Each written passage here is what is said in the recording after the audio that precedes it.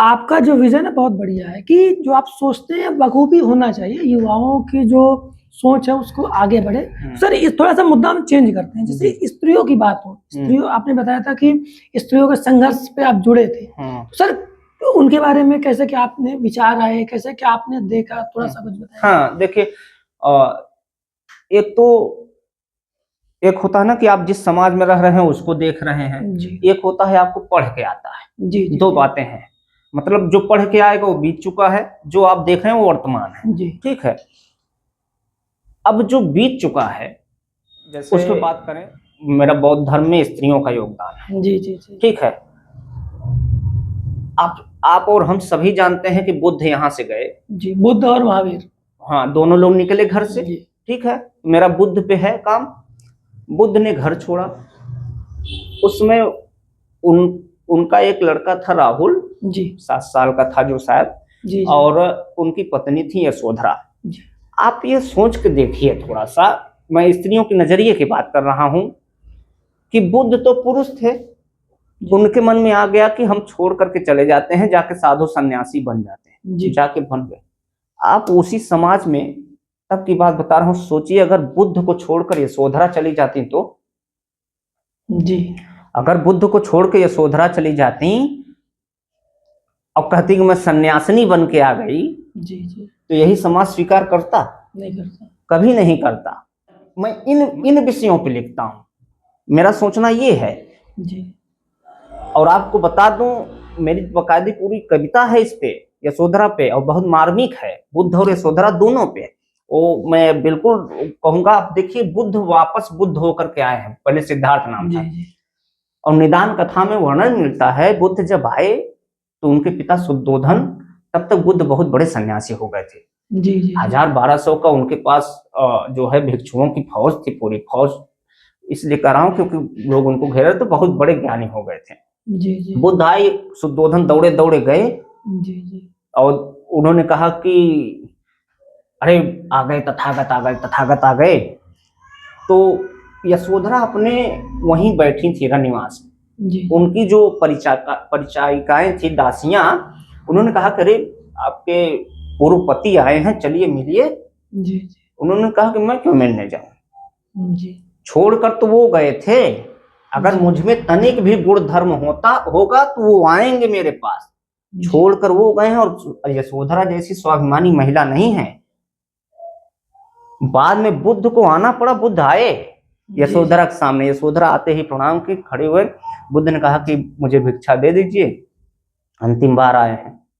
तो यशोधरा मुस्कुराते हुए बोले कि भिक्षा चाहिए आपको, क्या दूं आपको भिक्षा, बताइए, सब तो है, अब आप तो निकल ही गए आपके पास। यहीं से मैंने एक कविता उठाया है कि आप देखिए कितना बड़ा यशोधरा का त्याग है।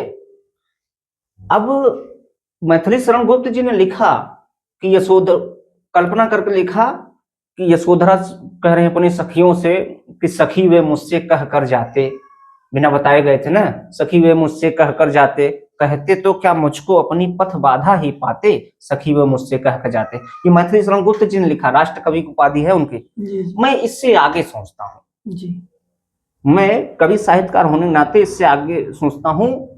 यशोधरा से जब वो भिक्षा मांगे, आमना सामना हुआ सन्यासी होने के बाद, यशोधरा कहती हैं कि आ गए तथागत, तथागत बुद्ध का नाम था, तब तक जो ज्ञान प्राप्त हो गई थी, कह रहे कि आ गए तथागत, आ गए तथागत मांगने भिक्षा, आप तो जग को दे रहे हैं शिक्षा, बताइए क्या दूं भिक्षा। क्या बात है, लेंगे आप, मेरे पास पूरा शाक्य गणराज्य है, जानती हूं नहीं लेंगे आपके पास वैराग्य है, जानती हूं नहीं लेंगे आपके पास वैराग्य है, आप तो सोता जानकर सब कुछ छोड़कर चले गए थे, आप तो सोता जानकर सब कुछ छोड़कर चले गए थे, सब शानो शौकत और मोह के बंधन तोड़कर चले गए थे, क्या लगता है आपको मैं सचमुच सोई थी, अरे नहीं सोने का बहाना करके घुट घुट के रोई थी, क्या लगता है आपको मैं सचमुच सोई थी, अरे नहीं सोने का बहाना करके घुट घुट के रोई थी, सोने का बहाना करके घुट घुट के रोई थी, आप चले जाएंगे यह मुझे बहुत पहले आभास हो गया था, आप रुकेंगे भी नहीं यह भी मुझे विश्वास हो गया था, क्या आप रुकेंगे भी नहीं यह भी मुझे विश्वास हो गया था, पर मेरा एक सवाल है आपसे, जो भी पुरुष छोड़कर स्त्री को जाए, स्त्री का ये हक बनता है कि सवाल वो करे। ये मेरा मानना है। यशोधरा सवाल करे, मैं यशोधरा की तरफ से बात लिख रहा हूँ, जी जी ये कहीं मिलेगा नहीं। तो यशोधरा कहते हैं पर मेरा एक सवाल है आपसे, अपने खुद के दुख और संताप से, यदि आपको सोता छोड़कर मैं ज्ञान की खोज में जाती तो क्या खुद को आपकी तरह ही पाती? नहीं पाती। यही आपका समाज मुझ पर चारित्रिक दोष लगाता और मेरे कारण ही सब महिलाओं को दोषी समझा जाता। जी जी जी यही आपका समाज मुझ पर चारित्रिक दोष लगाता और मेरे कारण ही सब महिलाओं को दोषी समझा जाता। मैं तो इतना कहना चाह रही कि आपने कुछ नहीं देखा, ना ही सोचा समझा, ना ही विचार विमर्श किया, ना ही सोचा समझा, ना ही विचार विमर्श किया, ना ही सोचा समझा। आपने नहीं देखा विक्षिप्त होते महाराज शुद्धोधन को, उनके भीषण आलाप और उद्बोधन को आपने नहीं देखा। आपने नहीं देखा कंथक का चारा पानी छोड़ते हुए, आपने नहीं देखा छन्ना भी अमृत वाणी छोड़ते हुए। जी जी और अंतिम में कहती हैं यशोधरा कि मैं भी कितनी पागल हूं, आपसे क्यों शिकायत कर रही हूं, एक युग प्रवर्तक से ये कैसी हकीकत कह रहे हूं। अरे अब तो आप अपने भी नहीं रहे, जीवन के सब सुंदर सपने भी नहीं रहे। अब तो आप अपने भी नहीं रहे, जीवन के सब सुंदर सपने भी नहीं रहे। लीजिए आपको सौंप रही हूं इस नन्हे बालक को। उन्होंने कहा भिक्षा दीजिए, तो कहीं भिक्षे में कहा दो, यही राहुल है, ले जाइए, आप ही का लड़का है, जी जी जी लीजिए सौंप रही हूं आपको इस नन्हे बालक को, एक धर्म के रक्षक को, एक जग के पालक को।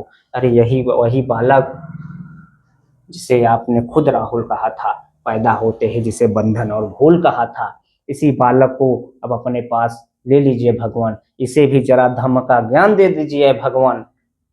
पर एक सवाल, पर एक अंतिम निवेदन मेरा और सुन लीजिए भगवान, जिसे कहने को अत्यंत तड़प रहा है मेरा मन।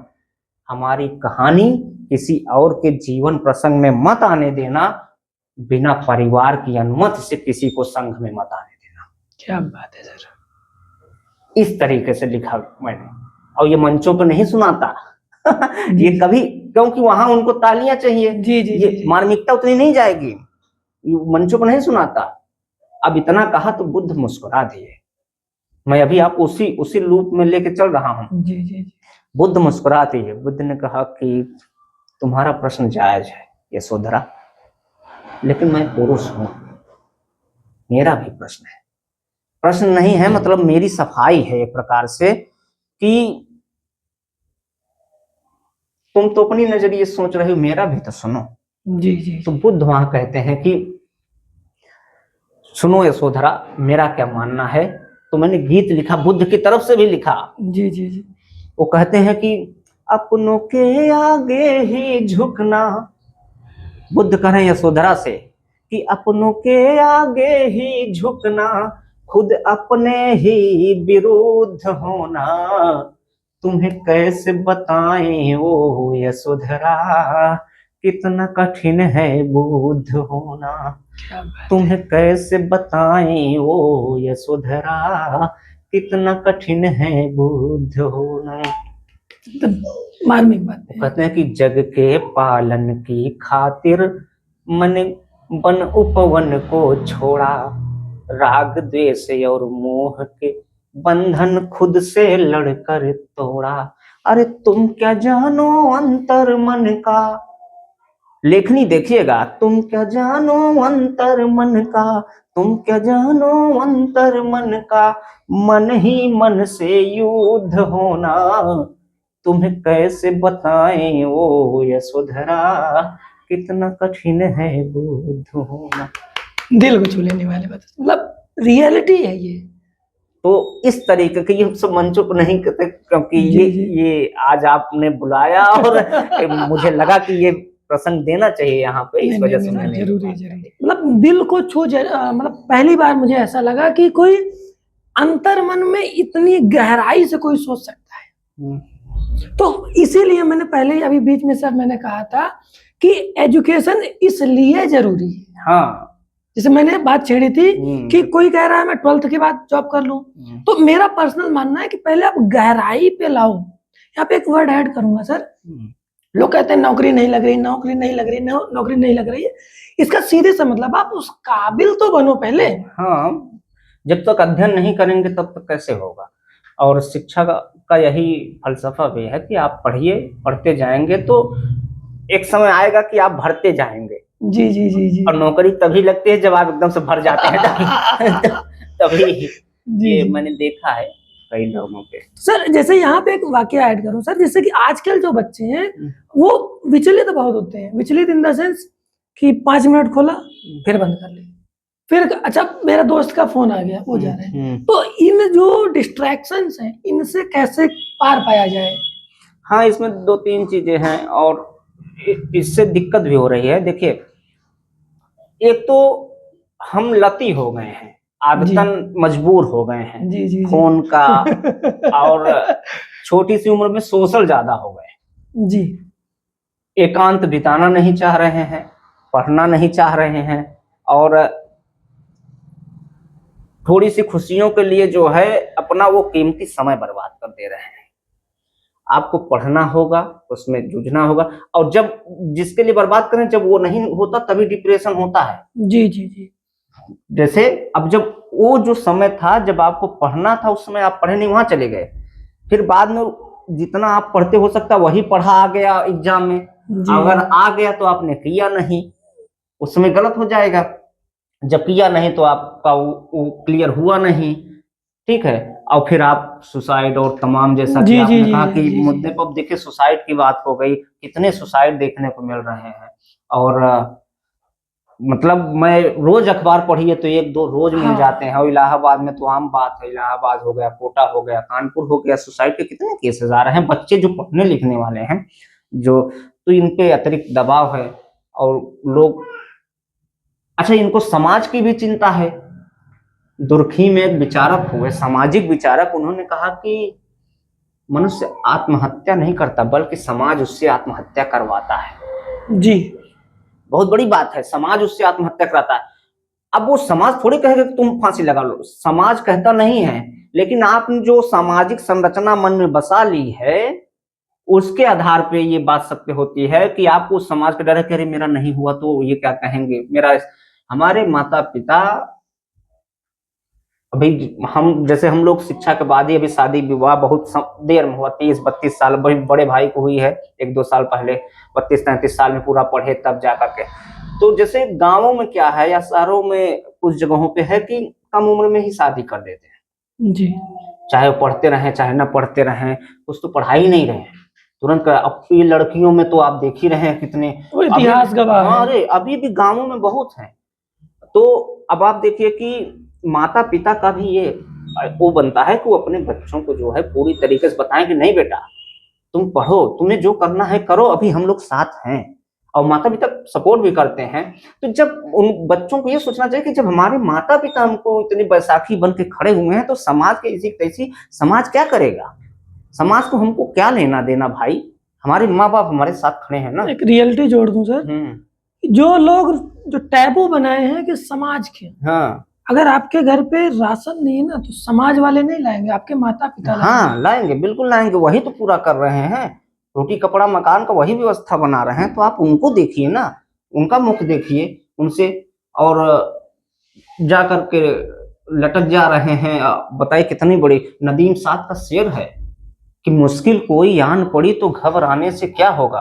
कितना अच्छा प्रसंग मुझे याद आया कि मुश्किल कोई आन पड़ी तो घबराने से क्या होगा, जीने की तरकीब निकालो मर जाने से क्या होगा। क्या बात है सर, ये सब बातें हैं। तो यही सब है, सुसाइड और ये सब थोड़ा सा मुझे विचलित करती हैं। और ऐसा ये मतलब मानसिकता है सर समाज की। समाज की एक आईना मैं बताऊं सर, आपको बढ़ता हुआ नहीं देखना चाहता और आपके पीछे लगा रहेगा। हाँ, ये भी एक समस्या है। जैसे मैं टीचर हूँ, तो जैसे मैं देखता हूँ कि एक बार एक एग्जांपल वाकया बताना चाह रहा हूँ। एक बार क्या हुआ, एक कुआं था, कुआं में ढेर सारे मेंढक थे, तो उसमें से एक मेंढक थोड़ा सा बह रहा था, नहीं सुन पाता था। तो वो मेंढक कोशिश करता है कि मैं ऊपर चढ़ जाऊं, तो जब पीछे उसने नीचे मुड़ के देखा, देखा यार सब लोग चिल्ला रहे, कुछ बोल रहे, सुनाई नहीं दे रहा। जब वो सुनाई नहीं दे तो उसने सोचा कि हो सकता है वो मुझे मेरे लिए अप्रिशिएट कर रहा है। हाँ। वो धीरे धीरे चढ़ गया। जब चढ़ के देखा तो उसको पूरा ब्रह्मांड दिखा। रियलिटी क्या थी कि वो जो ढेर सारे मेंढक थे वो कह रहे थे तुम नीचे आ जाओ, बाहर दुनिया है ही नहीं। हाँ। तो ये सोचने की बात है, आप जिस फील्ड पे हैं, जैसे वाक्य जोड़ू सर, आज के टाइम में कंटेंट क्रिएटर होना, कोई भी चीज होना, आप हर एक काम पे आप विचार करें, जिस काम को आप कर सकते हैं उसको आज ही स्टार्ट करें। बिल्कुल, अब पूरी तन्मयता के साथ करें, लगन के साथ करें। बुद्ध, किसी ने कहा भी है कि बुद्ध बनिए तो पूरा बनिए, अंगुली माल बनिए तो पूरा बनिए। जी। आधे अधूरे से कुछ नहीं होगा। जी। किसी का प्रसिद्ध कथन है, मुझे याद नहीं आ रहा है। तो ये सारी चीजें हैं कि जिनमें भी लगिए, पूरी तरीके से लगिए, और उन सब के साथ आवश्यकता है कि आप पढ़िए। जब तक पढ़ेंगे नहीं, सीखेंगे नहीं, शिक्षा बहुत जरूरी है। शिक्षा तो सर नो डाउट बहुत जरूरी है। हमारी गवर्नमेंट भी बहुत बखूबी काम कर रही है कि एजुकेशन जो पिलर है उस पर काफी काम कर रहे हैं। क्यों? क्योंकि आने वाला भविष्य एजुकेशन पे ही डिपेंड है पूरा। सर इन सब चीजों की बात हो, जैसे आपने वो चीज बताई राधा, इनके बारे में, गौतम बुद्ध के बारे में, सर जो हमारी जो ऑडियंस है वो राधा और कृष्ण के बारे में, तो उनमें अगर कोई मार्मिक चित्रण हो तो प्रेम और राधा और कृष्ण के प्रेम पे तो बहुत लिखे, गीत लिखे, बहुत लिखे हैं। जी। और हैं सब। सर कोई तरन्नुम में हो? हाँ बिल्कुल। एक विरह वेदना हम तो आपको गीत सुना देते हैं। जी। कृष्ण गोकुल से मथुरा चले गए। जी। अब राधा हैं, मिले नहीं। जी। और राधा कृष्ण का प्रेम आप देख ही रहे हैं। तो राधा की तरफ से उस विरह व्यथा को मैं बताना चाहता हूँ। आप सुनेंगे, आनंद आएगा इस पॉडकास्ट के माध्यम से। जी। तो देखिए राधा कह क्या रही हैं। जी। कह रहे कि प्रेम विवश में जागी सखी री, प्रेम के बस में जागी, प्रेम विवश में जागी सखी री, प्रेम के बस में जागी। अरे गिरत परत अटकत भटकत, हाँ गिरत परत अटकत भटकत, मैं तो नंद के द्वारे भागी सखी री, प्रेम विवश में जागी सखी री, प्रेम के बस में जागी। हुई बावरी दिन में मैं तो रतियन नींद न आए, मेरे तो तन मन जीवन में मनमोहन है समाये। द्वंद देखिए आप। हुई बावरी दिन में मैं तो रतियन नींद न आए, मेरे तो तन मन जीवन में मनमोहन है ये समाये। मधुर तान मुरली की सुनकर, मधुर तान मुरली की सुनकर, मैंने होश गंवा दी सखीरी, प्रेम विवश में जागी सखीरी, प्रेम के बस में। तो सर जैसा कि इन सब चीजों में तो मन बहुत लगता है, लेकिन बच्चों को पढ़ने में मन नहीं लगता है, और जो टीचर हैं वो कभी कभी बोरियत महसूस करते हैं। तो उनको कैसे अट्रैक्टिव बनाया जाए उन सब चीजों को? हाँ देखिए, अच्छी बात है। देखिए शिक्षक का यह दायित्व होता है ना, कि जैसे पहले क्या था कि सिर्फ आप जो पढ़ा रहे हैं, बच्चे पढ़ रहे हैं, वहीं तक सीमित था। आज का जमाना दूसरा है। जी। बच्चे रील्स के माध्यम से या और सोशल मीडिया के माध्यम से बहुत मनोरंजन ले रहे हैं। तो बच्चों को बांधे रखने के लिए आपको विषय को रुचिकर बनाना होगा। जब तक रुचिकर नहीं बनाएंगे वो बंधे नहीं रहेंगे। जैसे मैं एंशिएंट हिस्ट्री क्लास लेता था अपने पीएचडी के दौरान। जी। कम बच्चे थे शुरू में, बाद में बढ़े।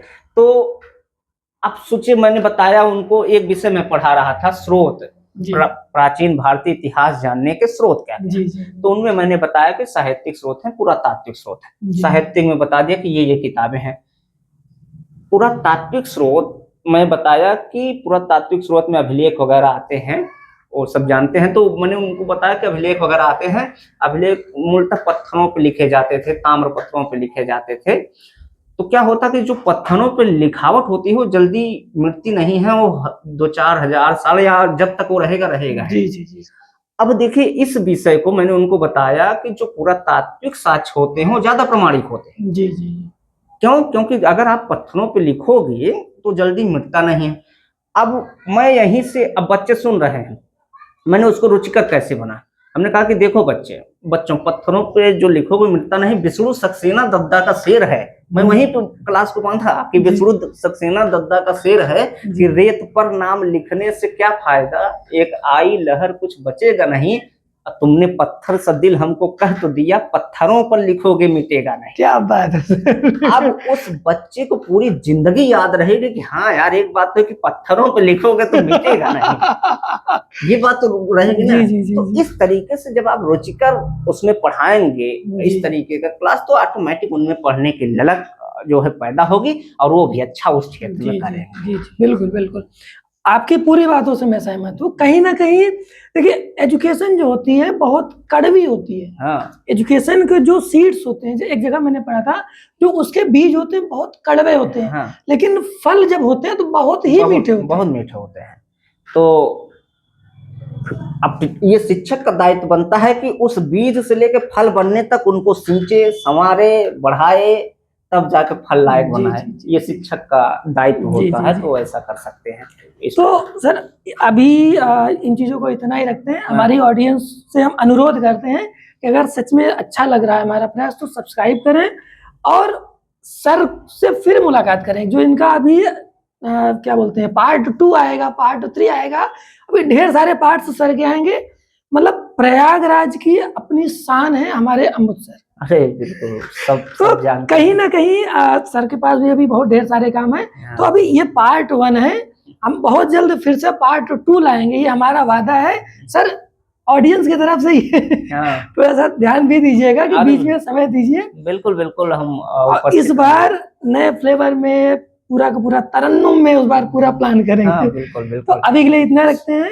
सर कुछ कह रहे थे? हाँ बिल्कुल, आप लोग जुड़े रहिए, इनसे जुड़े रहिए और चैनल को जो है ग्रोथ करिए, करवाइए, और उसके बाद मुझसे भी जुड़े रहिए। और कभी सम्मेलन मुशायरों में जाता रहता हूँ, आइए सुनिए, देखिए। आप सुनेंगे तो आपको लगेगा कि हाँ कुछ चीजें अच्छी मिली हैं और आप उसको लेके जा सकते हैं। और मंचों पे तो मैं हमेशा ही सुनाता रहता हूँ। बाकी लास्ट लाइन एक झुमका वाला हो जाए। हाँ, एक झुमकों की किताब भी आ रही है, झुमके पे तो सुना ही देते हैं कुछ। और आज झुमके पे सुनिएगा कि देखिए इन दिनों लिखा था वो जो रदीफ है वो है झुमका नहीं दिखता। मतलब मैंने इधर बीच जो है थोड़ा सा पढ़ने लिखने में व्यस्त हुए तो झुमका दिखा नहीं काफी दिन तक, तो मैंने उसी को रदीफ बना दिया कि झुमका नहीं दिखे। सुनिएगा कि भला कैसे हो जिंदगी बसर झुमका नहीं दिखता, भला कैसे हो जिंदगी बसर झुमका नहीं दिखता, मेरी आंखें कहीं काट दे न गदर झुमका नहीं दिखता, मेरी आंखें कहीं काट दे न